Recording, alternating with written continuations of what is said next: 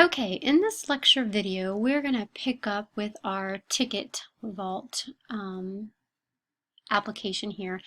And we put the strings in, and now we're going to pick up the screen here where we need to go in and add to our GUI screen. So what you can see on my screen here is that I have already added the different controls. So we're going to have a label here for our title. And we're going to go through and do this just the way we did in the module that we did before this module. So of course you will add the widgets onto the screen itself, then you'll double click. You'll go through and you will give it a ID, so text title, and then I'll go out and pull from our resource the string that goes along with that. So I have that one. I also have this one that's called text tickets. Now this one's a little bit different because this one is an actual input. So we're going to allow input. And so what we're going to do here is just give an ID, and then the text we're going to delete out of that because there'll be nothing that will be defaulted, and that's going to be something that is going to be actually entered in by the end user. That's where they're going to enter in the number of tickets. So with that, I also want to show you, you can see how it's got the number of tickets. That's actually done by putting in a hint value. So over here, you can see what I did was I clicked on the property hint, and when I click the ... I can pull that string from my resource drawer there and pull that in, and inside of that I had number of tickets.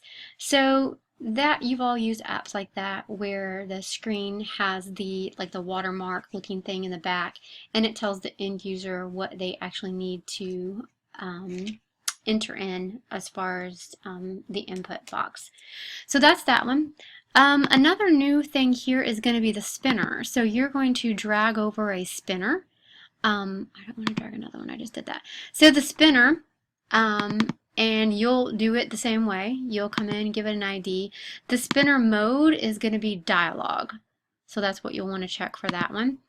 And then on the spinner, then what we can do is come over here to the properties. And remember when we hard-coded that array into our XML code?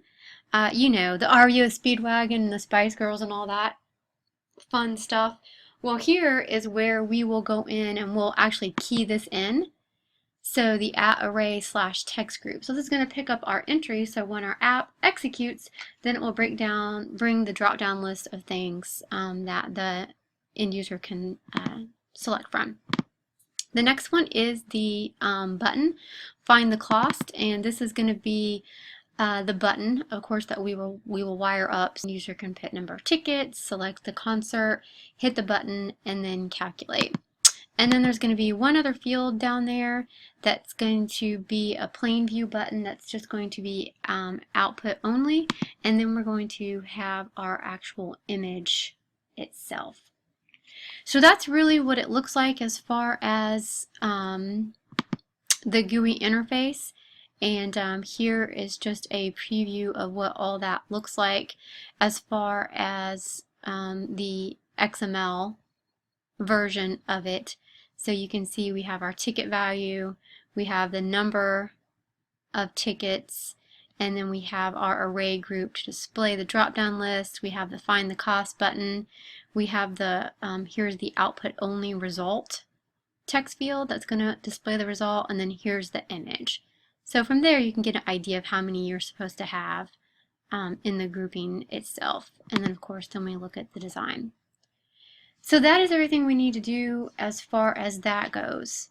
Then the next thing we are going to do is actually go in and put in the code to wire all this up and get it to work. So the next video we will talk about adding in all the code so that we can finish up this app.